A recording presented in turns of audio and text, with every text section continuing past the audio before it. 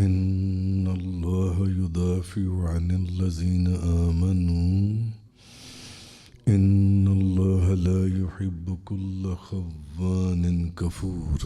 بے شک اللہ ایمان والوں کی مدافعت کرتا ہے. بے شک اللہ ایمان والوں کی مدافعت کرتا ہے، یعنی ان سے بلائیں دور کرتا ہے، ان کی بلاؤں کو دور کرتا ہے. ان اللہ لا يحب كل خوان کفور. بے شک اللہ کسی خیانت کرنے والے ناشکرے کو پسند نہیں کرتا. تو سورہ حج کی آیت نمبر 37 اور 37 کا بیان چل رہا تھا پچھلے 2-3 دنوں سے.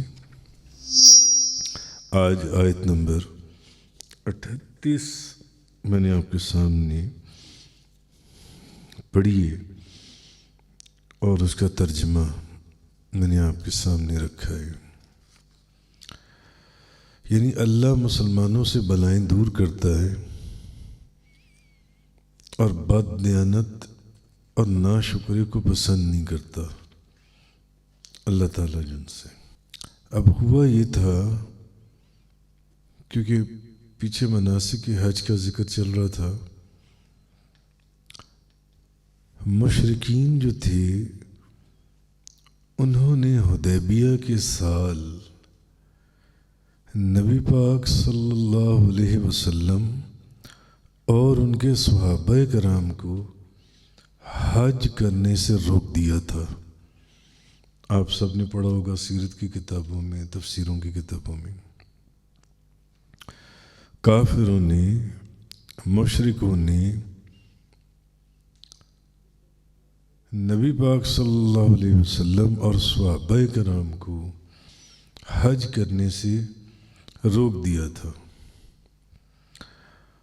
تو اب جو صحابہ کرام مکہ مکرمہ میں موجود تھے ان صحابہ کرام کو مشرکین جو ہیں وہ طرح طرح کی تکلیفیں دیتے تھے. ان صحابہ کرام کو کافر طرح طرح کی اذیتوں میں مبتلا کرتے تھے، تکلیفیں دیتے تھے. اب حج کے مناسک بیان کرنے کے بعد، جس کا پیچھے آپ تفسیر سمجھ رہے تھے اور پڑھ رہے تھے، اب اللہ تعالیٰ نے مسلمانوں کو یہ بشارت دی کہ یعنی کہ اب وقت آ گیا ہے کہ اللہ تعالیٰ مسلمانوں پر آنے والی جو بلائیں ہیں وہ ان سے دور کر دے گا. جو تکلیفیں آتی ہیں، جو پریشانیاں آتی ہیں، جو مصیبتیں آتی ہیں کسی بھی صورت میں، ان بلاؤں کو دور کر دے گا. تو علامہ احمد ساوی رحمۃ اللہ علیہ فرماتے ہیں کہ اس آیت کے نزول کا سبب، اس کا جو شان نزول ہے وہ اگرچہ خاص ہے لیکن اعتبار الفاظ کے عموم کا ہے.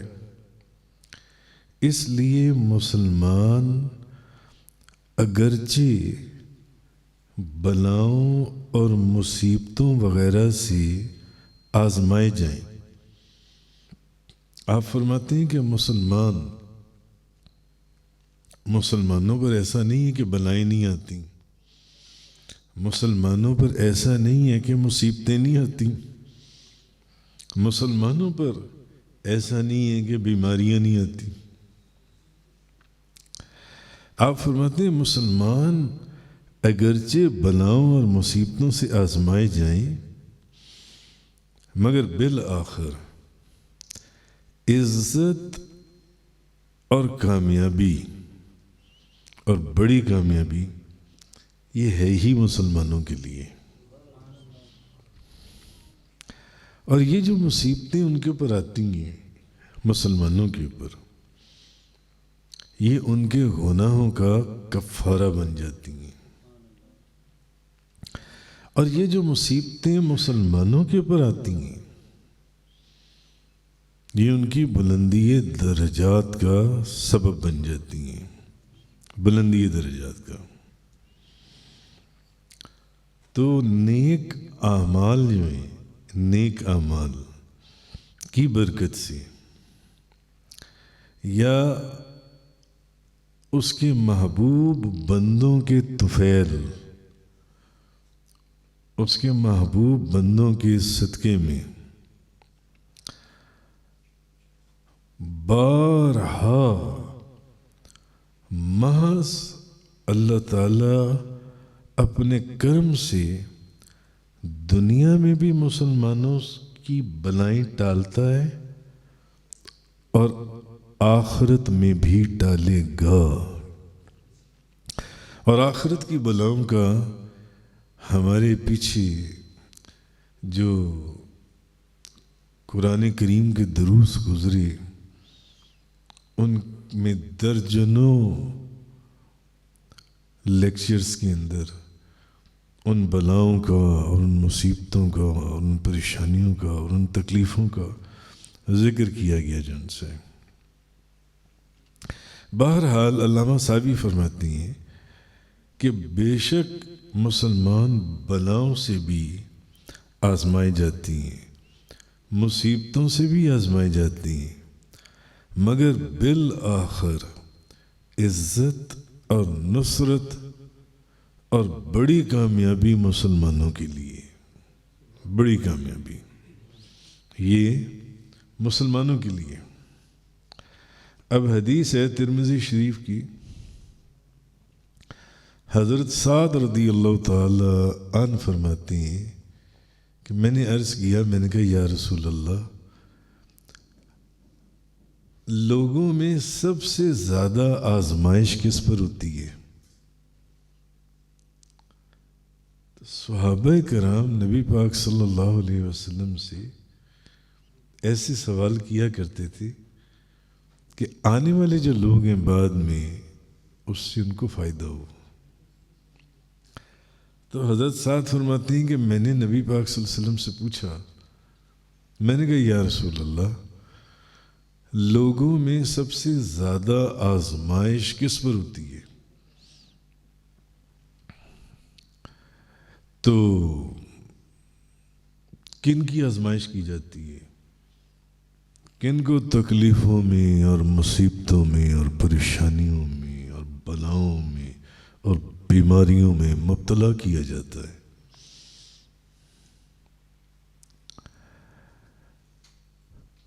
اب قرآن اور حدیث سے ہمیں یہ پتہ چلتا ہے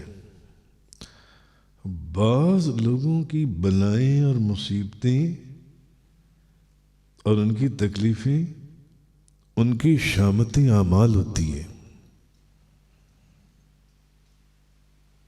مگر معاذ اللہ استغفر اللہ من ذالک، کہ انبیاء کرام کے متعلق، اولیاء عظام کے متعلق ہم یہ بات سوچ سکتی ہیں؟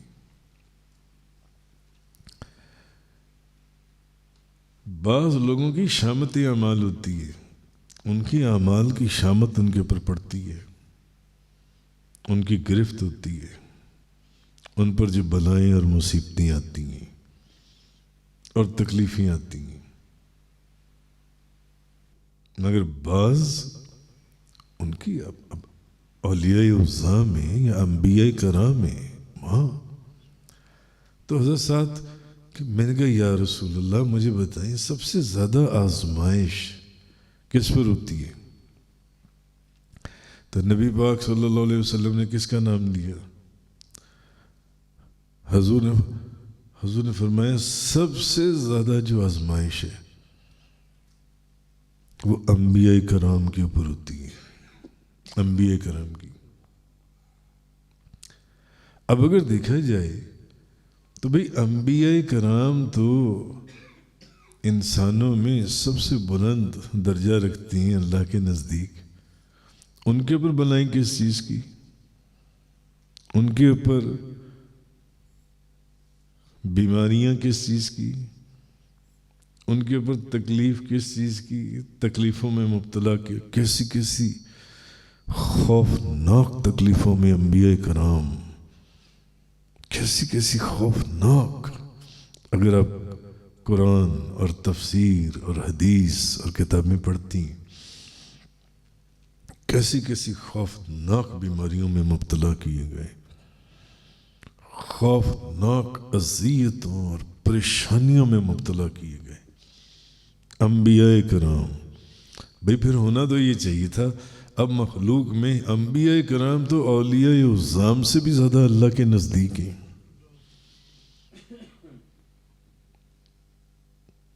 ہونا تو یہ چاہیے تھا کہ نہیں، جو گناہ گار ہے اس کو تکلیف میں مبتلا کیا جائے، اس کو مصیبت میں مبتلا کیا جائے، اس کو پریشانی میں، انبیاء کرام کو ان سے باہر رکھا جائے. نہیں. تو فرماتے میں نے پوچھا، میں نے کہا یا رسول اللہ، وہ کیسا پیارا وقت ہوگا جب وہ حضور کے پاس بیٹھے ہوں گے اور حضور سے اپنے دل کی باتیں کر رہی ہوں گے. کیسا پیارا وقت ہوگا،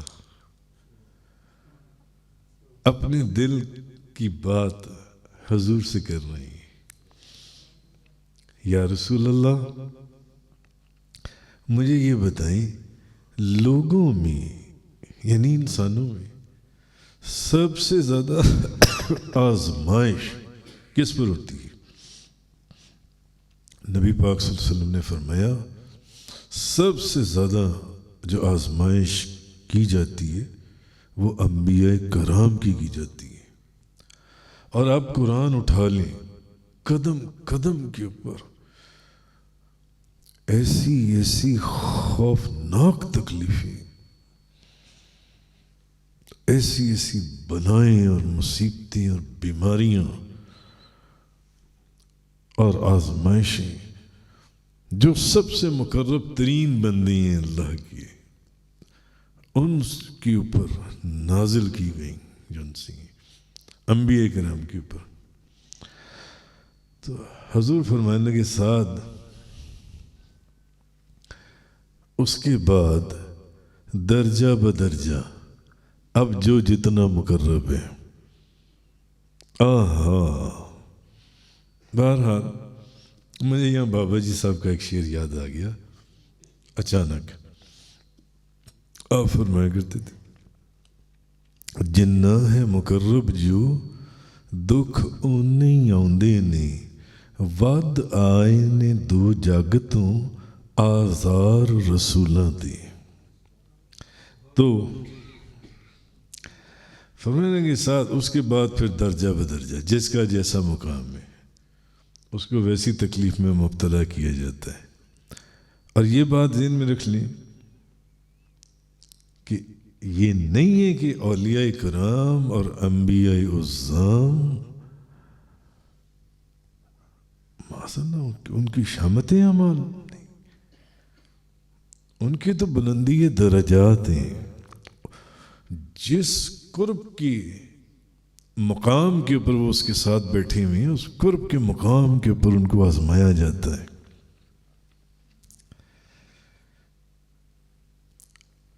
تو ان کو آزمایا جاتا ہے. شامت اعمال تو میرے جیسے گناہ گار لوگوں کی ہے، چلو پکڑ لو اس کو. انبیاء کرام اور اولیاء عظام اس سے باہر ہیں. فرمایا ساتھ پھر درجہ بدرجہ مقربین کی. آدمی کی آزمائش، پھر حضور نے ایک بڑی کمال بات حضرت سعد کو بتائی کہ آدمی کی جو آزمائش ہے وہ اس کے دین کے مطابق ہوتی ہے. واہ، کاش کہ یہ بات آپ لوگوں کو سمجھ میں آ جائے. حضور نے فرمایا آدمی کی جو آزمائش ہے وہ اس کے دین کے مطابق ہوتی ہے. اگر وہ دین میں مضبوط ہے تو اتنی ہی سخت آزمائش میں اس کو مبتلا کیا جائے گا. اگر وہ مقربین میں سے ہے یعنی کہ اتنی ہی سخت آزمائش میں. اور اگر وہ دین میں کمزور ہو یعنی اگر تو وہ دین میں مضبوط ہو،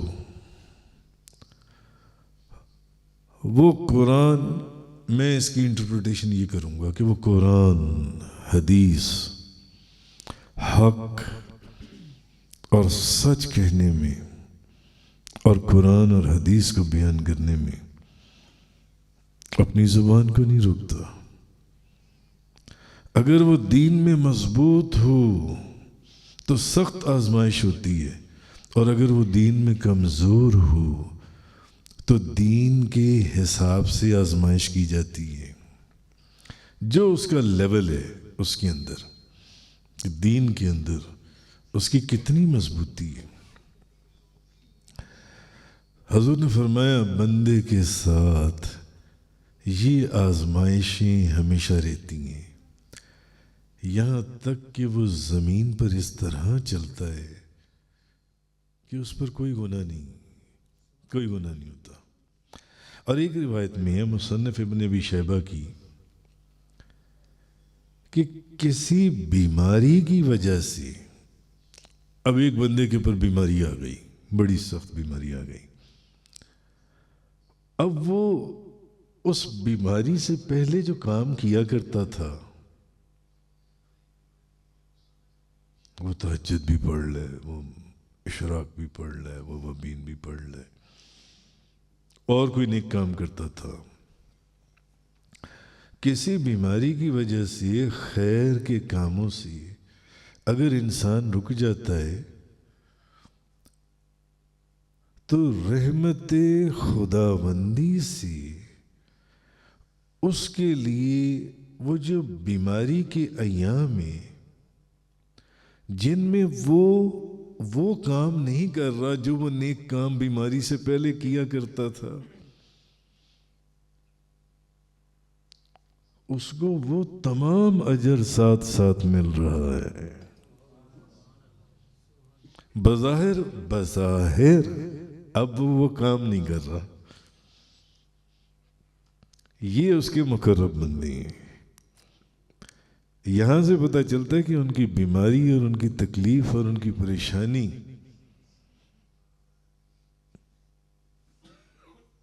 وہ شامت اعمال نہیں ہے، ان کی آزمائش ہے. ان کو دیکھا جا رہا ہے. تو حضرت انس فرماتے ہیں کہ نبی پاک صلی اللہ علیہ وسلم نے فرمایا کہ بے شک اللہ تعالی جب بندے کے جسم کو کسی مصیبت میں مبتلا کرتا ہے تو فرشتے سے فرماتا ہے اس کی ان نیک اعمال کو لکھو جو یہ تندرستی میں کیا کرتا تھا. حالانکہ یہ تو اب کر ہی نہیں رہا. جو یہ تندرستی میں کیا کرتا تھا اس کے ان نیک اعمال کو بھی لکھو. حضرت انس فرماتی ہیں تو اگر اللہ تعالیٰ اس کو شفا دے دے تو اس کے گناہ تو ہے ہی نہیں. گناہوں کو دھو ڈالتا ہے، اس کو پاک کر دیتا ہے. اور اگر اس کی روح کو قبض کر لے تو اس کی مغفرت کرتا ہے اور اس پر رحم فرماتا ہے. یہ اس کی رحمت کے سمندر ہیں. حضرت مجدد پاک فرماتی ہیں کہ یہ اللہ کا شکر اور احسان ہے. حضرت مجدد پاک فرماتی ہیں یہ اللہ کا شکر اور احسان ہے کہ اس نے دوستوں کو مصیبتوں سے دوچار کیا. اب یہاں سے بھی آپ کو پتہ چل جائے گا کہ مصیبتیں اس کے دوستوں پر بھی آ رہی ہیں، مصیبتیں اس کے دشمنوں پر بھی آ رہی ہیں. کس کی بلندی درجات ہے اور کس کی شامت اعمال ہے.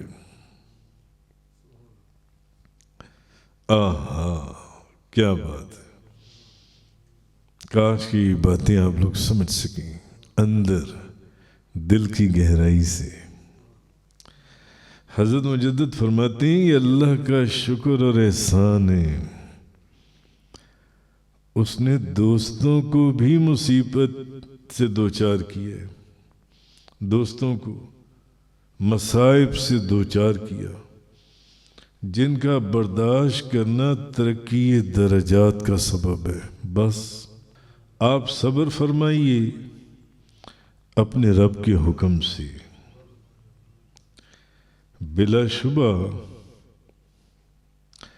نہ صرف آپ ہماری نگاہوں میں ہیں، یہ اس کے نیک بندی ہیں، نہ صرف آپ ہماری نگاہوں میں ہیں، یہ مت سمجھیں کہ یہ کوئی ایسی تکلیف ہے، یہ کوئی ایسی پریشانی نہیں، آپ ہماری نگاہوں میں ہیں۔ اس طرح تو جہاں اللہ کے دوست ہیں وہاں اللہ کے دشمن بھی تو موجود ہیں، کفار بھی تو تھے جو اس کے احکامات پر عمل کرنے والی سچ بولتی ہیں، رزق حلال کھاتی ہیں، کوئی غیبت نہیں کرتی، جھوٹ نہیں بولتے،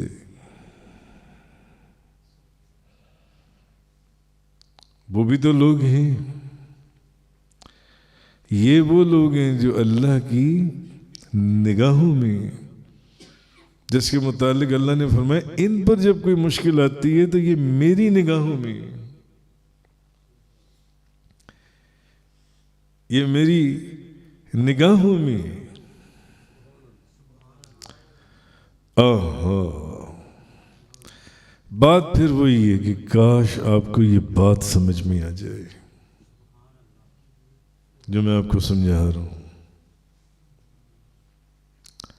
اور میں دیکھ رہا ہوں، دیکھیں یہ دیکھیں انہیں دیکھیں جن کے دل میں بات اتر رہی ہے ان کی آنکھوں سے آنسو بہ رہے ہیں۔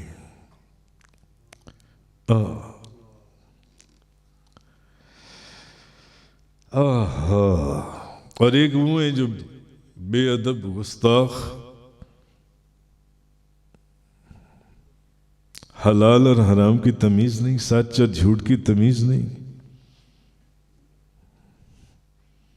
لوگوں کے اندر آپس میں لڑائیاں کرواتی ہیں اور جھوٹ بولتی ہیں۔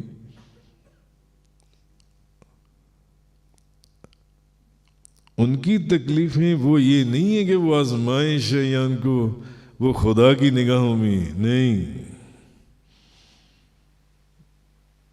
وہ لوگ ہیں جن کے لیے جہنم کے دروازے کھولے گئے ہیں۔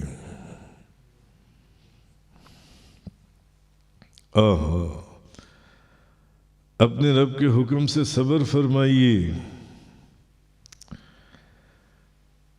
یہ جو لوگ ہیں نا، یہ وہ لوگ ہیں کہ یہ لوگ میری نگاہوں میں رہتی ہیں، قرآن یہ میری نگاہوں میں رہتی ہیں،